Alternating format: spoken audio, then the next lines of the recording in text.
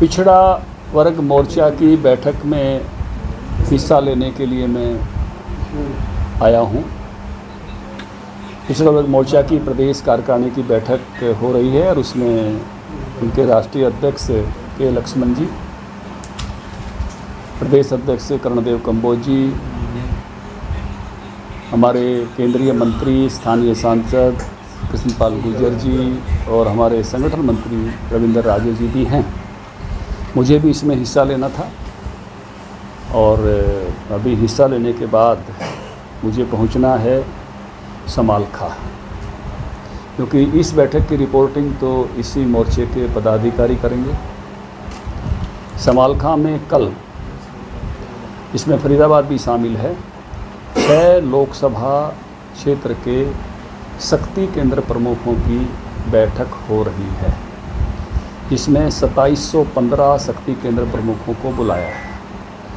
इन्हीं लोकसभा में पढ़ने वाले सभी मंडल अध्यक्ष, मंडल के प्रभारी और मंडल के पालक भी बुलाए हैं। प्रदेश कार्यकारिणी के सभी माननीय सदस्य भी बुलाए हैं। कल मुख्यमंत्री जी उसका उद्घाटन करेंगे और आदरणीय राष्ट्रीय अध्यक्ष जगत प्रकाश नड्डा जी वो उसका समारोह करेंगे।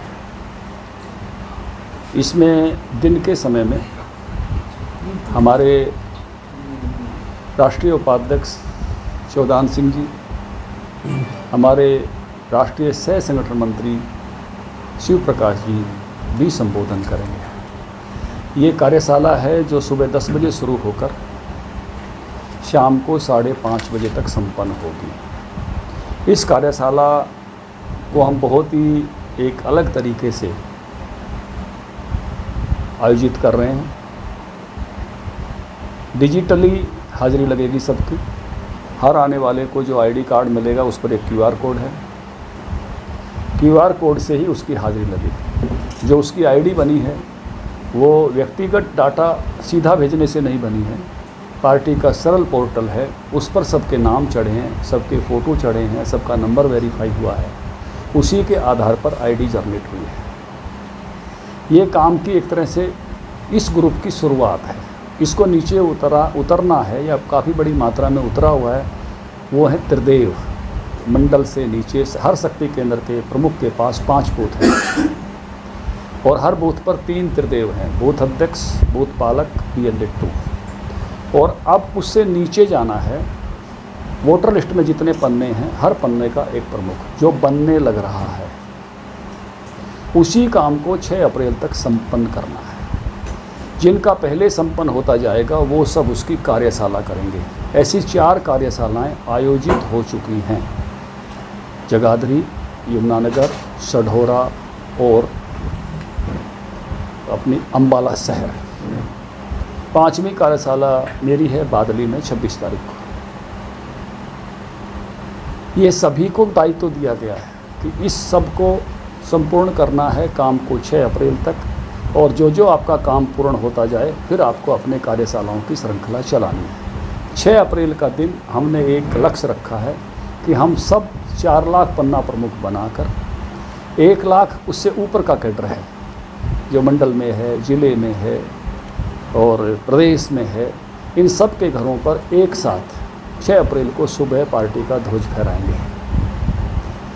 ये झंडे भी हर शक्ति केंद्र का प्रमुख इसी कार्यशाला में से अपने साथ लेके जाएगा।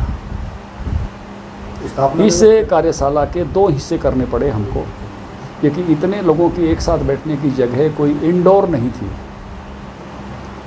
तो इसलिए 4 लोकसभा को 25 तारीख को हिसार में बुलाया है। वहाँ भी इसी प्रकार की एक दिन भर की कार्यशाला होगी, जिससे ये काम का दूसरा हिस्सा भी पूरा होगा।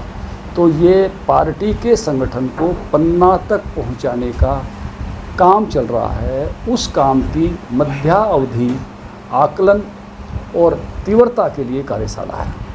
2024 की तैयारी बीजेपी ने शुरू कर दी है, जिस तरह से लगातार बैठकें कर रहे हैं और आगे की जो रणनीति बता रहे हैं।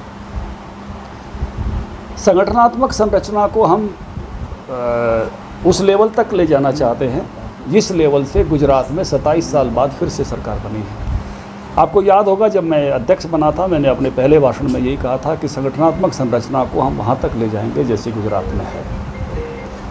गुजरात में इससे एक स्टेप और आगे है जिसको पन्ना समिति कहते हैं, लेकिन मेरे पास समय है। जब मैं पन्ना प्रमुख पर खड़ा हो जाऊंगा, आपको बताऊंगा कि आज मेरे 4 लाख पन्ना प्रमुख कंप्लीट हैं, तब मैं पन्ना समिति की तरफ आगे बढ़ूंगा। लेकिन संगठन को हम वहाँ तक ले जाकर और 2024 का जो विजय अभियान है, 10 की 10 लोकसभा और फिर से पूर्ण बहुमत की सरकार, वहाँ तक पहुँचेंगे।